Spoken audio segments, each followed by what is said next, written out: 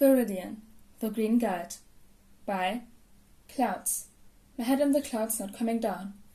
Read by Awwwww. Chapter 52. Safe Alive. Summary. The Fallout. Izuku felt like he was watching a movie, because there was no way this could be real.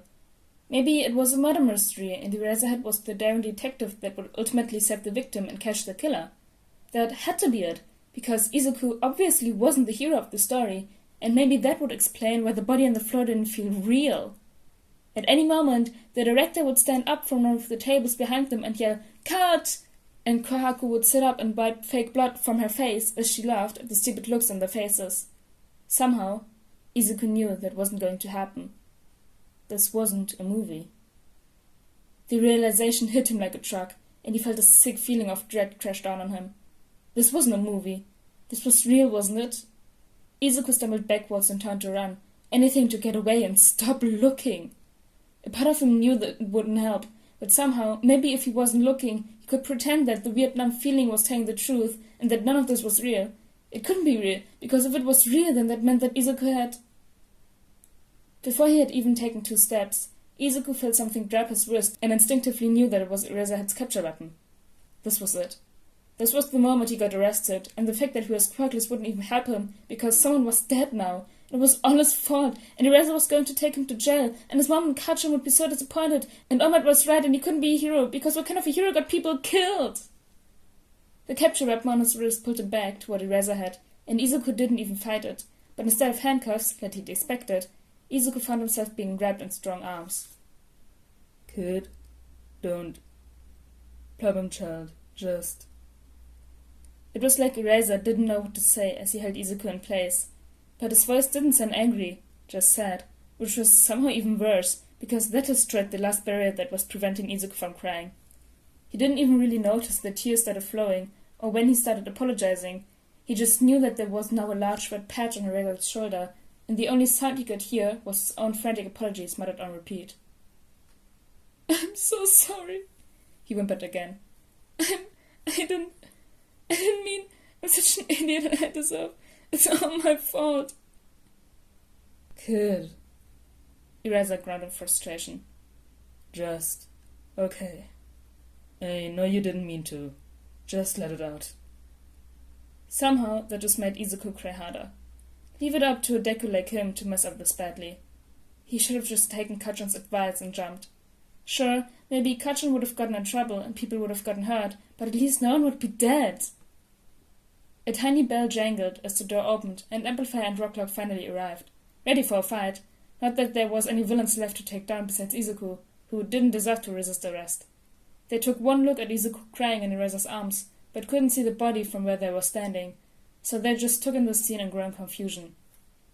"Hey, Eraser, I thought you were gonna need backup," Amplifier began. "What's going on?" Eraser simply jerked his head toward the body as Izuku sobbed harder. Amplifier and Rocklock came around the counter and froze as they were finally able to see everything. Rocklock swore and started doing chest compressions, not that they would do any good, as Amplifier made the call for an ambulance. "The kid found Queen Bee, but she abandoned the host before we could get here." Eraser filled them in. "Looks like a purposefully traumatic exit to tie up loose ends." Amplifier finished up her call and hovered anxiously.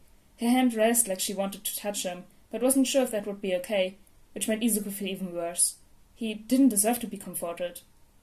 Somehow, over the course of the past few minutes, he'd gone from trying to run away from the body to not being able to tear his eyes away, like he was afraid that he would forget what he'd done if he looked away. Maybe looking was the least he could do? If he couldn't go back and fix his mistakes, then maybe the least he could do was sit with the consequences of his actions and take responsibility for them?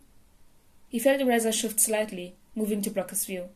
He looked tired and worried, but there was a depth to his expression that Izuku wasn't quite used to, maybe because he didn't just look at the hero all that often. "Kid." Eraser grabbed him by the shoulders and looked deep into his soul. "Promise me you won't disappear again." Izuku didn't get it. Why would Eraser want him to stick around? It would be best for everyone if he was just gone. Sure, maybe they'd miss him for a while and his mom would be sad, but then he wouldn't be able to fuck up this badly again. Shota noticed the kid's eyes flick to the side slightly, trying to look behind him, but he shifted again to block the kid's view.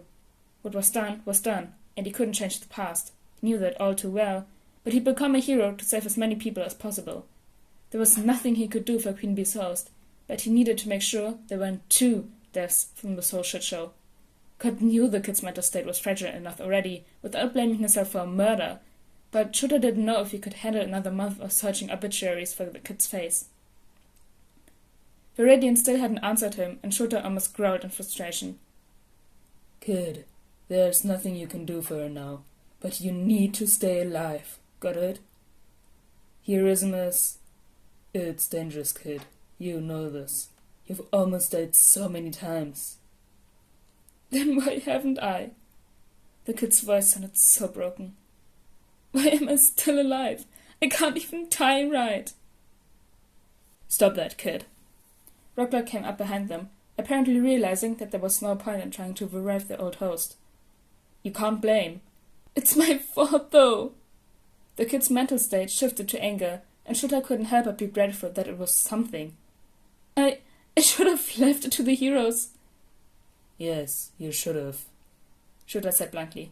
Lying to the kid was illogical, and would only hurt him in the long run, since Viridian was smart enough to figure out the lies on his own.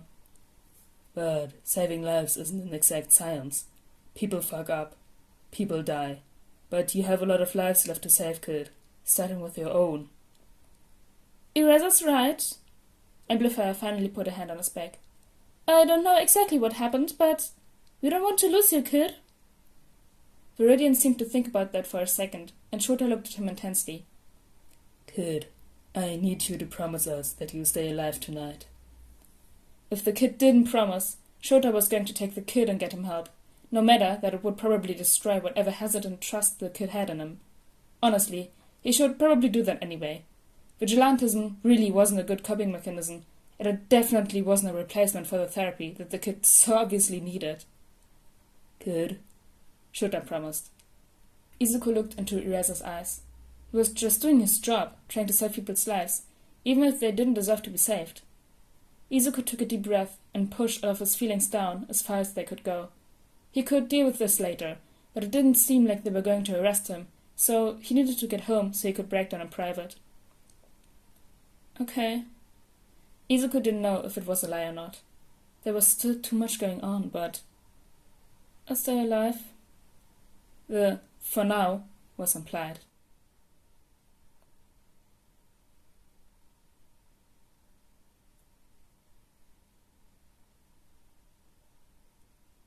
Oh wow, that was a really short chapter, but it's a good point to stop this. And he promised to stay alive. Yay. Even if it was just the implication of "for now", but still he said he'll stay alive, so I'm very happy about that. But anyways, guys, I hope you all enjoyed chapter 52 of Viridian the Green Guide, and I'll see you all next time. Bye!